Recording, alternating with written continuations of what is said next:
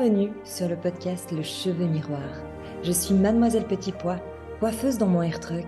Je suis aussi coach capillaire holistique car j'ai l'intime conviction que les cheveux sont l'ultime terminaison nerveuse de tout notre être. J'ai comme mission personnelle d'aider les femmes à retrouver une véritable connexion à elles-mêmes, renforcer leur confiance intérieure, maîtriser leur apparence capillaire et leur image afin qu'elles puissent rayonner de l'intérieur vers l'extérieur. Dans ce podcast, tous les mercredis, je te partage mes connaissances et mon expérience en matière de soins capillaires holistiques. J'aborderai des sujets tels que l'alimentation pour les cheveux en santé, des techniques de coiffage, des reconnexions à soi, des produits capillaires à privilégier, ainsi que des conseils pour maintenir un équilibre émotionnel et spirituel pour faire de tes cheveux ta couronne de reine. Alors, si tu es prête à embrasser ta chevelure de rêve et à t'engager dans un voyage de découverte et d'amour de soi, installe-toi confortablement et laisse-moi t'accompagner dans cette aventure capillaire passionnante.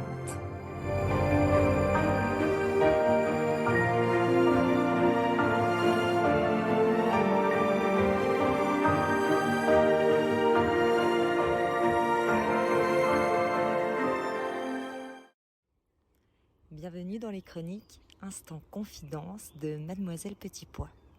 J'avais envie de créer une petite bulle comme ça entre des épisodes de podcast qui sont un peu plus mon parcours à moi, mes introspections, mon travail intérieur, puisque si tu viens réveiller cet intérieur, tu vas pouvoir briller à l'extérieur. Et pour moi, le cheveu miroir reflète aussi ça. Je ne savais pas trop comment l'incruster dans ce podcast Le Cheveu Miroir, mais je crois que sous forme de chronique un peu plus personnelle, ça pourra te parler, ça pourra rendre l'expérience un peu plus humaine. J'espère que tu vas prendre du plaisir à écouter mes chroniques. Bien évidemment que si tu es sur YouTube, il n'y aura pas de visuel, donc je t'invite à peut-être venir sur des plateformes audio pour les chroniques, puisque je trouve plus intimiste d'avoir juste la voix dans les oreilles plutôt que d'être pris par le visuel. Je te souhaite un bon moment en ma compagnie. Ce soir, à 18h05, je viens m'installer dans la forêt, dans le but de me déposer, de respirer, de me connecter à la nature, de prendre le temps de penser, de m'autoriser une pause. Mon mental se met en branle. Non mais Chloé, tu payes une nounou pour travailler, pas pour te glander en forêt. La forêt, tu peux y aller avec tes enfants. En réalité, avec mes enfants, ça ne serait pas du tout pareil. Tout autant chouette, mais clairement moins introspectif. J'arrive au lieu où je compte m'installer pour écrire une petite clairière avec un tronc coupé qui fera office de banc. Je m'y assieds, je respire. Un grand coup, deux grands coups. Je prends le temps. Je ne me sens pas stressée aujourd'hui, mais pourtant, à la 3e expiration, je sens les larmes monter, comme une tristesse intense qui peut-être était restée bloquée et qui peut enfin sortir. Je n'arrive pas à mettre des mots sur cette tristesse, mais je l'accueille et je la laisse sortir.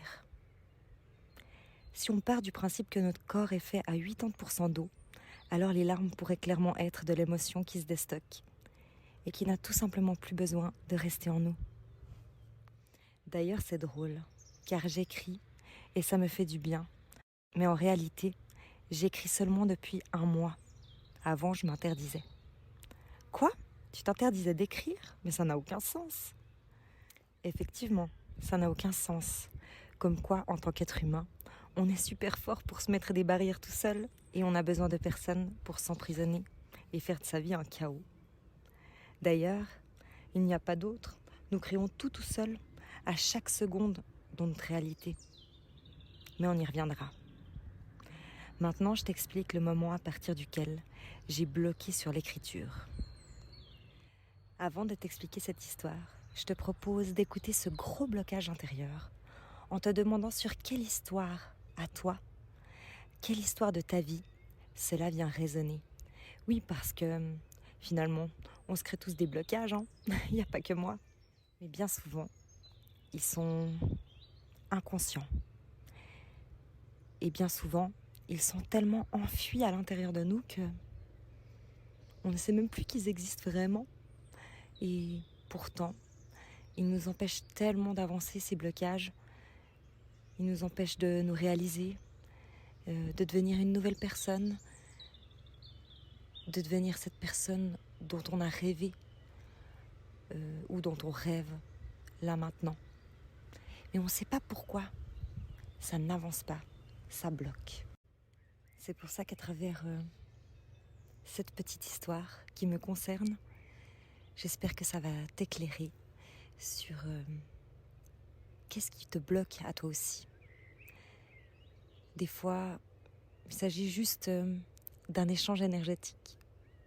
Même si ton histoire n'a rien à voir avec la mienne, ça va que par le son de ma voix et le biais de l'énergie réveiller quelque chose en toi. C'est comme ça que c'est arrivé pour ce blocage-ci, pour moi.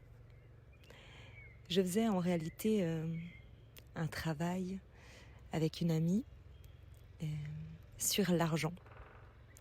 Donc complètement rien à voir avec le blocage de l'écriture. Mais comme quoi, en commençant un travail sur toi, peu importe par où et par quel chemin, tout ce qui doit changer et tout ce qui doit être débloqué se débloque, même s'il s'agit d'un autre thème de ta vie. Ce blocage de l'argent, j'avais envie de comprendre en fait pourquoi toutes ces années, j'ai mis du cœur dans ce que je faisais. Et en réalité, je tournais à peine en fait. J'ai fait tourner mon entreprise, mais juste. Pour juste payer mon loyer. Pour juste pouvoir manger. Tout était juste, mais jamais trop. Et jamais plus. Et en réalité, c'est parce que je me sentais comme ça intérieurement. Je me sentais juste assez. Je me sentais... Oui, juste assez. J'ai pas d'autre mot qui me vient. Alors qu'en fait, il suffisait que je croie un peu plus en moi pour peut-être débloquer cet argent, puisque au final, l'argent, c'est une énergie comme une autre. Donc si toute mon énergie augmente, l'énergie de l'argent augmente avec moi. Mais bref, on repart sur le travail que je fais avec mon ami. Et je lui dis, j'ai le truc vraiment qui me bloque. Et je vais t'en parler parce que c'est très challengeant pour moi et on va pouvoir débloquer quelque chose, je le sens. Et à ce moment-là, on démarre un travail par message en fait. En fait, j'ai une cliente qui m'écrit qu'elle a adoré le rendez-vous avec moi, qu'elle adore les dialogues qu'on a eus sur mon évolution de ces derniers temps, que ça résonne beaucoup en elle, que ça lui parle, qu'elle aimerait s'élever aussi et que je lui ai donné plein de clés. Et en réalité, elle me dit, est-ce qu'on pourrait aller boire un café pour en parler un peu plus et que tu me donnes d'autres clés.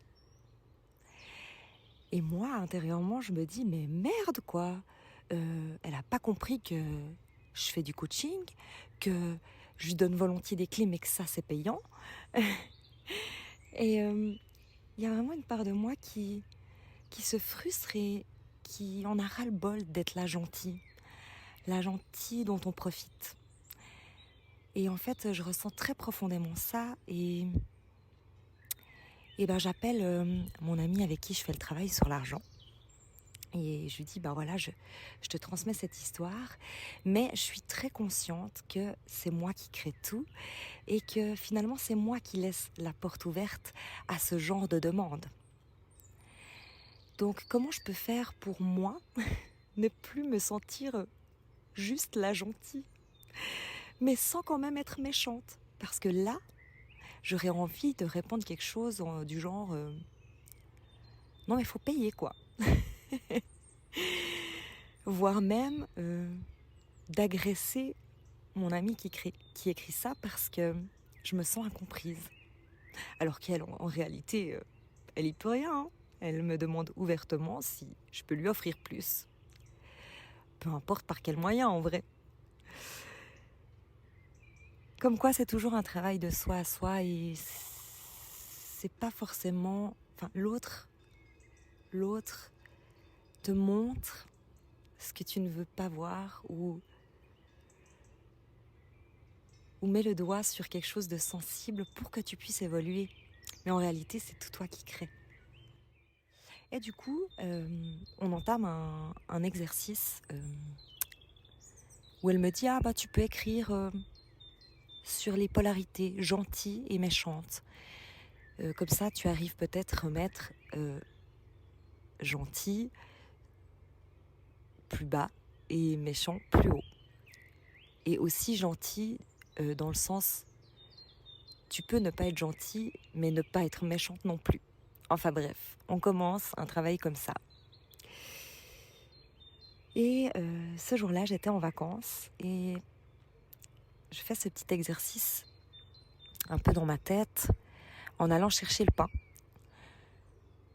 Et quand je reviens, au fur et à mesure des messages partagés avec mon ami, je m'arrête et j'ai une image qui vient à moi. Une image rien à voir. Je me revois adolescente avec mon grand-père. Et en fait, il était prof, mon grand-père, et il avait beaucoup de livres. Et il m'avait dit ce jour-là, alors les bibliothèques avec les livres dedans, ça sera réservé pour ta petite sœur et tes cousines. Et toi, je t'offre les 2 fauteuils. Donc il avait 2 vieux fauteuils magnifiques. Et j'adore rénover les meubles. Et comme ça, tu pourras les rénover. Et moi, je lui dis, parce que moi, j'ai pas le droit à la bibliothèque. Et il dit non. Non, parce que toi, tu as l'intelligence des mains. Et sur le coup, j'étais adolescente et je l'ai très mal pris. Et j'en ai tout de suite parlé à ma maman. Et elle m'a rassurée en me disant, mais tu sais, il était bienveillant, c'était pas pour te blesser. C'était plus pour dire que toi, t'allais pouvoir créer vraiment quelque chose de beau avec ces fauteuils. Et peut-être que les autres, elles avaient juste droit au livre. Peut-être qu'ils disaient dans le sens inverse. Mais bon, faut croire que comme ce jour-là, à mes vacances, j'ai revu cette image, ça a créé en moi un réel blocage. Le blocage de ne pas être assez intelligente pour pouvoir avoir droit à une bibliothèque. Et finalement, ce blocage, je me le suis fait tout seul. Hein. Personne m'a réellement dit ça. Du coup, je me dis, bon, je vais me mettre à écrire sur ça. Et ma copine avec qui je faisais le suivi, elle me dit, lâche tout le gentil, le méchant, tout ce qu'on a commencé et écris que là-dessus. Là, on est sur un truc. Et l'après-midi, je me pose sur la petite terrasse de notre bungalow des vacances et j'écris. J'écris. Et je crois que ça faisait, je sais pas, 10, 15, 20 ans que je n'avais pas écrit. Je dis pas que j'écris pas, mais très peu quoi. Là, je me suis déposée à l'écrit et c'était incroyable. Et en fait, le soir, je me sens libérée d'avoir tout pu sortir ça, d'avoir pu le noter, d'avoir pu le déposer dans la matière. Ça faisait quelque chose de différent de d'habitude où peut-être je l'aurais chanté je l'aurais dit à haute voix, je l'aurais pensé intérieurement, mais là, le fait de l'écrire, c'était quelque chose de nouveau, une sensation nouvelle pour moi. Et waouh, qu'est-ce que c'était puissant. Et en écrivant, en faisant des messages vocaux en fait le soir à mon ami pour lui dire que waouh, on a trouvé un truc et je me sens du coup plus bloquée avec l'argent sur le coup. Alors je ne me demande pas le lien, mais j'ai débloqué un truc plus ancien qui a fait que j'ai compris que l'argent était une énergie. Et ça m'a fait comme un déclic ce jour-là, que tout était énergie.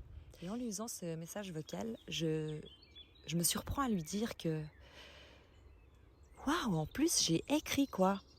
En fait, j'ai pris compte que j'avais autant écrit.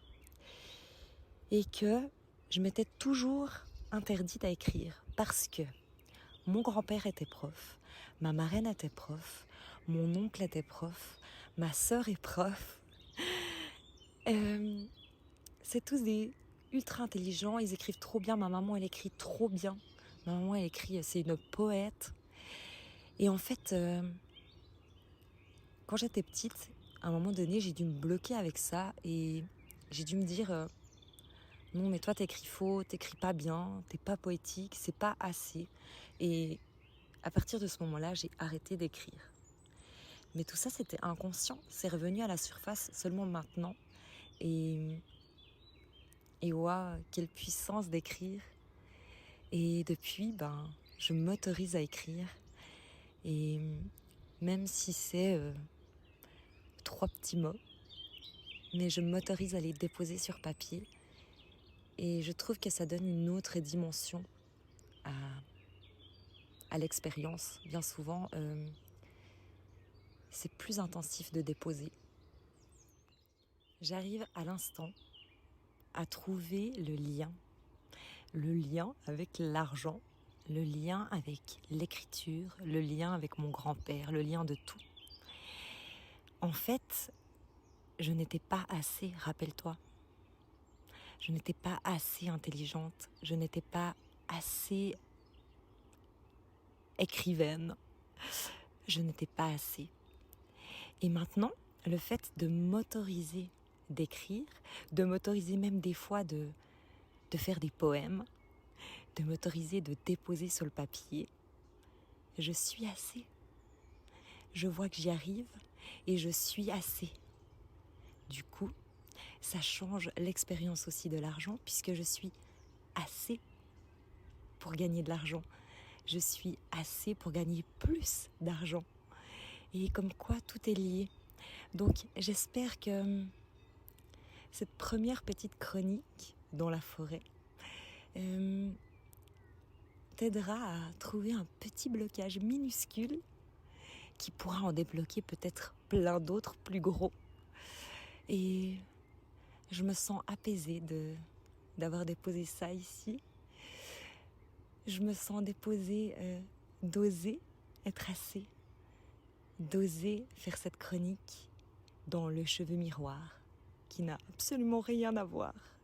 Ou peut-être que si, puisque le fait d'oser être assez, de travailler tout cet intérieur peut faire en sorte de réveiller quelque chose en toi et te donner de la lumière à l'extérieur et une belle vibration dans tes cheveux.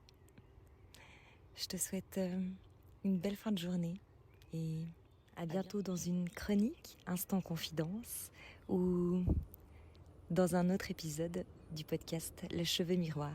Bye bye.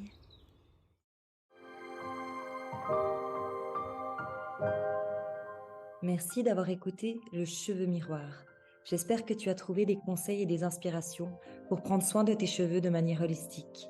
Si tu as des questions, des suggestions ou si tu souhaites partager ton propre parcours capillaire, n'hésite pas à me contacter. Tu peux me retrouver sur Instagram et Facebook sous Mademoiselle Petit Pois. On se retrouve mercredi prochain pour un nouvel épisode. En attendant, continue à prendre soin de toi et de tes cheveux afin de rayonner.